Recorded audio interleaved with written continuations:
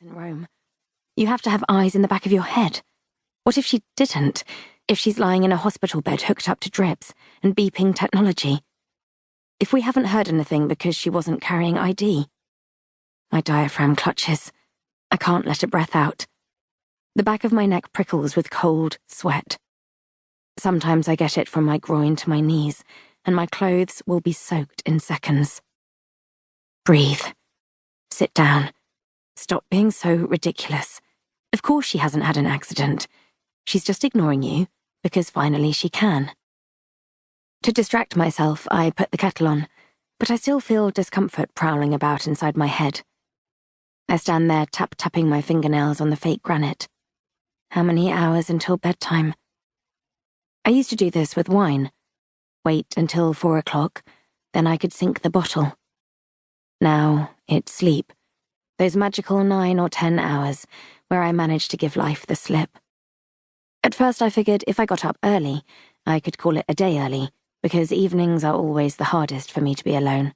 It's after about 7 p.m. when I recognize I'm not quite the lover of my own company I always thought. But now I go to bed early and get up late because who cares? There's no one around to see me anyway. From my half-open window, I watch the rain as it bounces off the ground. Port Townsend is supposed to be in the Olympic rain shadow and get drier, brighter weather than Seattle, but so far you wouldn't know it. All it's done is rain since I got here. I regret not packing more sweaters the day I walked out of my door, so certain of what I was doing, and yet, at the same time, not having a bloody clue. In the distance, I can see the virtually uninterrupted expanse of cold steel sea. The downpour has awakened the mature lavender and rosemary bushes, though. I can smell them in every room, which is nice. Calming. I look in the cupboard, but there aren't any clean cups. I haven't washed dishes in days. I've never been much of a housefrau.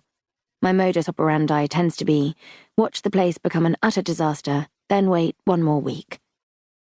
I can't shake off the awful emptiness that's come over me since hearing Jessica's voice. When did this wedge come between us? Would it have happened to anyone in our circumstances? Did I allow it to occur in the slow, grey aftermath, because I was so into my own head that I almost forgot I even had a daughter? In my mind's eye, I can see her lurking behind Mark, as he poked his head around our bedroom door when I was pretending to read. "We're going for a walk. Come with us? You've got to get some air." Jessica standing there so still, her eyes monitoring every beat of my reaction, brimming with apprehension and the tiniest bit of hope. She doesn't know who I am anymore. I am too many moving parts. Me saying, "Leave me alone, just go." Then I heard the front door close, and I was left with the low, steady hammer of my guilt. Why am I being so unfair to them? Why can't I make an effort? The kettle whistles me back to life. I switch off the gas and continue to stand there, bewildered. I am in this familiar place again. The grabbing hands of depression. But as though the weather is trying to tell me something, there's a sudden break in the rain. I decide to put on my waterproof Barber jacket, rooting swiftly to the hall cupboard before I can talk myself out of it. I have always liked the Pacific Northwest, in particular Port Townsend.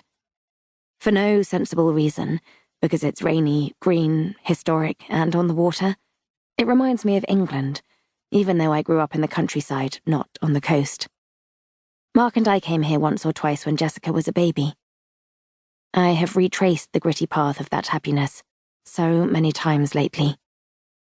When I boarded the flight from Heathrow to Seattle, not much older than Jessica, off for a summer adventure after 3 years of uni, the last thing I imagined was that I'd meet an American the day I arrived and be pregnant 6 months later. Definitely not my big life plan. Yet, oddly, everything felt like it was happening exactly as it was meant to. My baby rarely cried and was a remarkably good sleeper.